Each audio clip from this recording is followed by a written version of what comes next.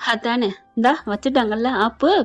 என்னடா கதை இவ்வளவு குதூகலமா சந்தோஷமா போகுதே அப்படின்னு பார்த்தா, வச்சான்டா பாரு ஆப்பு அப்படின்னு சொல்லுவாங்க. அந்த மாதிரி தாங்க. அழகா எவ்வளோ அழகா ரம்மியம்மா என்னென்னமெல்லாம் சீனு குளியல் சீனெல்லாம் பார்த்தோம். கண்ணுக்கு விருந்து, கண்ணுக்கு குளிர்ச்சி. ஐயோ அப்படித்தான் திளைக்க வச்சாங்க. ஆனா இப்ப செம்மட்டியால அடிச்ச மாதிரி வச்சாங்க சீனு. எல்லாரும் ஒண்ணா போறாங்க. இதுல பல்லவன் மட்டும் தனியா போயிடுறாரு காணாம.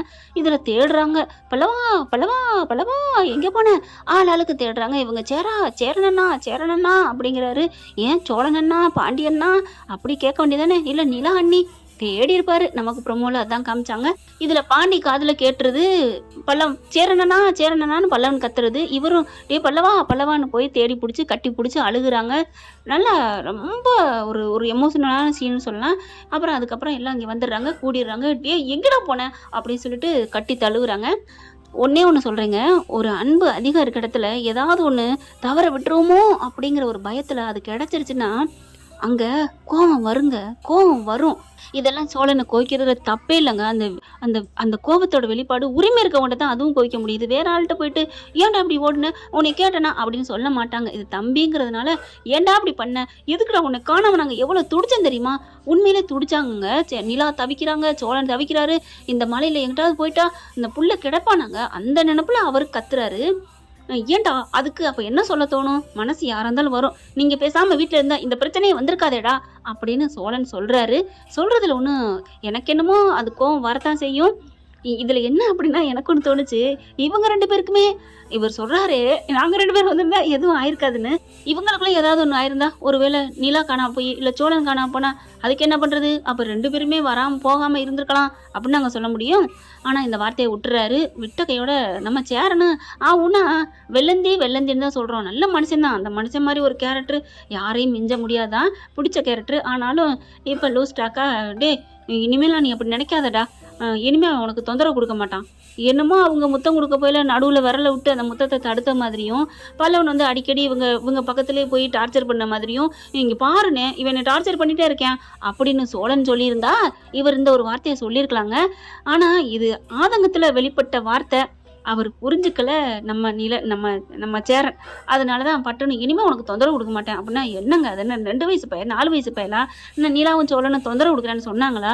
பட்டுன்னு அந்த வார்த்தையை சொல்லிட்டு போறாரு சேரன். எல்லாரும் ஒரு மாதிரியா பாக்குறாங்க. பாவம் உண்மையிலே சோழன் வந்து அப்படி இப்படித்தாங்க. அதுக்காண்டி உலகத்துல எல்லாரும் வானத்துல இருந்து பிறந்து வரலங்க. நிறைய பேர் சொல்றாங்க நிலா இருக்கிற இருப்புக்கு நீ சோழன் என்ன பெரிய இவனா அப்படிங்கிறாங்க. ஏங்க அவன் ஆம்பளை தானங்க. இந்த அம்மாவை அணைச்சு சுகம் கொடுத்தது அந்த ஆம்பளை தானே. அப்படி இருக்கல அவன் எந்த விதத்துல மட்டும் ஆண்மையா இருந்து நல்ல மனசோட இருந்தா போதும். அது கரெக்டா இருக்கான் சோழன். எனக்கு நான் சோழன் ரசிகைலாம் சொல்ல வரல, ஐயனார் துணை ரசிகை தான். ஆனாலும் கேரக்டரை நான் கணிச்சு சொல்லுவேங்க, யாரு தப்பு யாரு ரைட்டு அப்படிங்கிறத சொல்லுவேன். பாண்டியோட கேரக்டர் எனக்கு ரொம்ப பிடிக்கும். ஆனாலும் இந்த கட்டத்துல சேரன் சொல்லாம பாண்டியன்னே சொல்லியிருந்தாலும் தப்புன்னு தான் சொல்லியிருந்திருப்பேன். பட்டுன்னு தேங்காய் உடைக்கணும் சொல்லிட்டு போயிடுறாரா. இப்போ சோழன் என்ன பண்றாரு? யார்கிட்ட காமிக்க முடியும்? பொண்டாட்டிட்டு வந்து பேசுறாருங்க. அதுக்காண்டி தேவதா ஆஹா ஓகன்னு வாழ்த்துறாரு தான். பொண்டாட்டியை இல்லைன்னு சொல்லலை. கொஞ்சம் கோவம் வரையில பேசினா தான் என்ன? நீலாவை பார்த்து கேட்குறாரு, நான் என்ன சொல்றேன், அண்ணன் என்ன வார்த்தை சொல்லிட்டு போறாரு அப்படிங்கிறாங்க. கரெக்டு தாங்க, நானே அதைத்தான் நினைச்சேன். சோழன் சொல்றது தப்பு இல்லையே. நான் வேற சொன்னேன், அண்ணன் தப்பா புரிஞ்சுட்டு இனிமே உனக்கு தலையிட மாட்டேன்னு போறாரு. என்ன நிலா அப்படின்னு சொன்னா, சரி விடுங்க சோழா, அண்ணன் ஏதோ ஆதங்கத்துல சொல்லியிருக்காரு அப்படின்னு சொல்லியிருக்கலாம்ல. இந்த பிள்ளைங்க எப்ப பார்த்தாலும் குடும்பத்தை ஏத்துக்கிறது சந்தோஷம் தாங்க. எதுவா இருந்தாலும் அதாவது அமிர்தமாவே இருந்தாலும் அளவோட தான் அமிர்தம், இல்லைன்னா நஞ்சுன்னு சொல்லுவாங்க இல்லையா? அதே மாதிரிதான் குடும்பம்னு சொல்லிட்டு புருஷன்ட்டே போயிட்டு அண்ணன் சொன்னது தப்பு இல்லையே, நீங்க ஏன் அப்படி பேசுனீங்க அப்படின்னு இந்த பிள்ளை சொல்லிடுது. கோவம் வருமா வராதுங்க? அதுக்காண்டி பொண்டாட்டி எவ்வளவு அதான் கிடைக்கணும்னு தவம் இருந்திருந்தாங்க இல்லைங்களங்க. ஆனாலும் மதி சொன்னிச்சு பாத்தீங்களா? அழகுல சுயமரியாதைன்னு ஒன்று இருக்கு இல்லையா? அது அந்த பய பிள்ளைக்கு வந்துருச்சு. என்ன நிலா நீ எப்படி பேசுற? நான் அப்படியா சொன்னேன்? நான் அப்படியே தப்பா சொன்னேன்? நீ சும்மா அவங்க மாதிரி என்னைய பேசுற அப்படின்னு சொல்லிட்டு கோவம் வந்துடுது. 2 வார்த்தை பேசுறாரு. அவர் ரொம்பலாம் மூஞ்ச பாரு, நீ என்ன பெரிய இவளா, என்னடி எனக்கு ஏத்து பேசுற அப்படிலாம் கூட சொல்லலைங்க.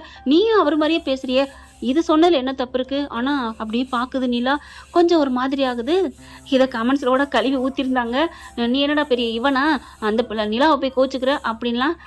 யாரா இருந்தாலும் மனுஷனுக்கு உணர்வுன்னு ஒண்ணு இருக்குங்க. நகமும் சதையும் உள்ள மனுஷங்க தான் யாருக்கா இருந்தாலும் ஒரு உணர்வு கோவம் வரத்தாங்க செய்யும். அப்படியே அமைதியாயிடுறாங்க. நிலா கிட்டக்க போறாரு. நிலா அது வந்து நிலா கொஞ்சம் சமாதானம் ஆகுறாரு சோழன். என்ன பண்றது? ஆனால் நிலா வந்து கொஞ்சம் கோவமா இருக்கு. அப்புறம் பட்டுன்னு பாக்குறாரு. சரி விடு நிலா, வா போவோம் அப்படின்னு எல்லாரும் போறாங்களா? எல்லாரும் வராங்க. நிலாவும் கொஞ்சம் கோச்சுக்கிறாங்க. ஏன்னா அந்த பிள்ளை கோச்சுக்கு, அதாவது சோழன் திட்டி விட்டார் இல்லையா, அதனால சோழனுக்குமே கொஞ்சம் கோவம் வருது பொசுக்குன்னு. அதுக்கப்புறம் அங்கிட்டு தள்ளி நிக்கிறாங்க. பாண்டி வராரு. என்ன சோழா, என்னடா பாண்டி நீயுமா? இல்ல, நீ வந்து தேடினதா, நான் ஒன்னும் உன்னை தப்பு சொல்ல. சேரன் பாக்குறாரு. ஏன்டா அப்படி பண்ண அப்படிங்கல. அண்ணே நீ இப்படி பேச நான் நினைக்கவே இல்லைண்ணே, என்னை பத்தி தப்பா நினைச்சிட்டில, நீ விடு, என்னை விடு, நான் என்னை எல்லாரும் புரிஞ்சுக்கவே இல்லை அப்படின்ட்டு நம்ம கிளம்புவோம், வீட்டுக்கு போவோம், ஒன்றும் பிரச்சனை இல்லை. பல்லவன் அப்படியே உட்காந்துருக்காரு. நான் அவனை காணோம்னு எவ்வளோ தேடினேன் தெரியுமா? நீங்க பாட்டுக்கு ஈஸியா நினைக்கிறீங்க, நான் அவன் மேல எவ்வளவு உயிர் வச்சிருக்கேன் தெரியுமா? பல்லவனை காணோம்னு தேடினதுன்னா எனக்கு தெரியும்.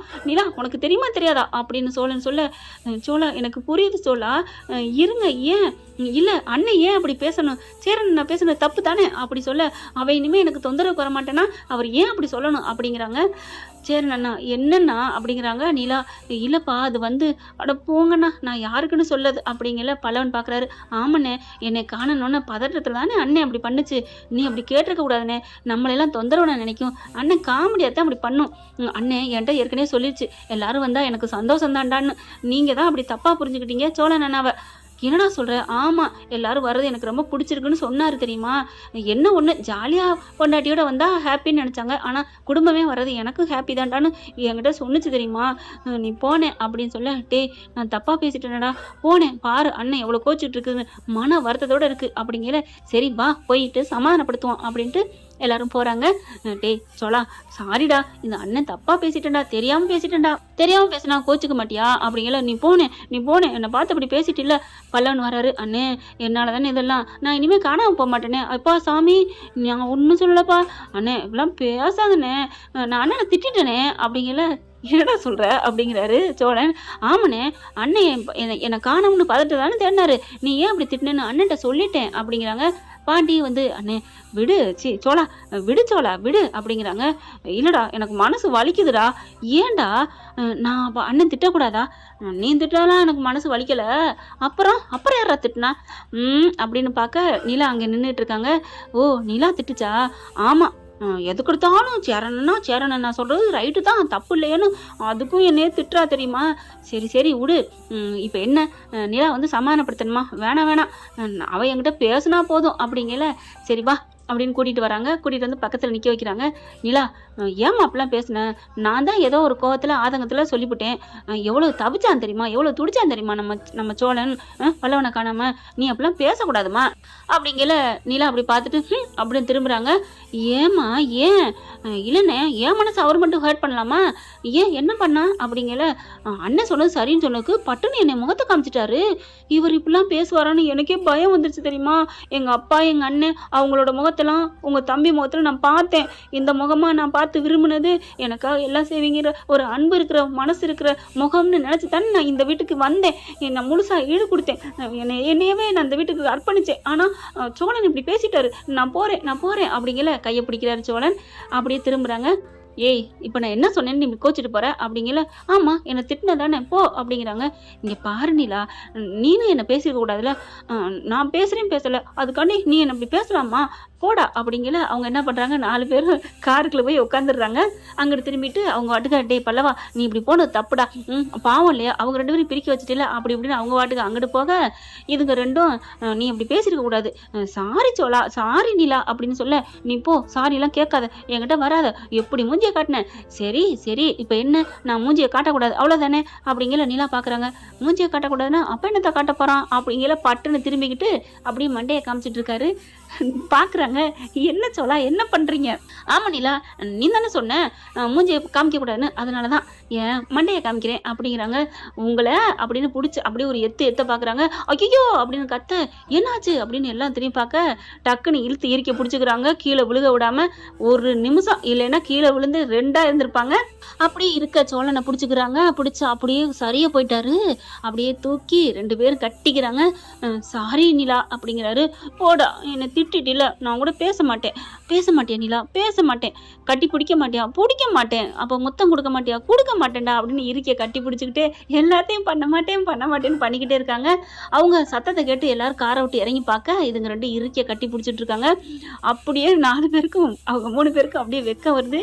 ஐயையோ அப்படின்னு சொல்லிட்டு, டேய் பாவம்டா, அதுங்க ஜாலியாக இருந்துட்டு போட்டோம், நம்ம வேற பக்கத்து போவோமா? வேற எங்கே போகிறது? போவோம்டா, சுற்றி பார்க்குற இடமா இல்லை, நம்ம எல்லாரும் போவோம் அப்படி சொல்லிட்டு 3 பேரும் கிளம்புறாங்க. டே சோளா, நீங்கள் அப்புறமா வாங்க, நாங்கள் அங்கே போய் நிற்கிறோம் ஹோட்டலில் அப்படின்ட்டு போகிறாங்க.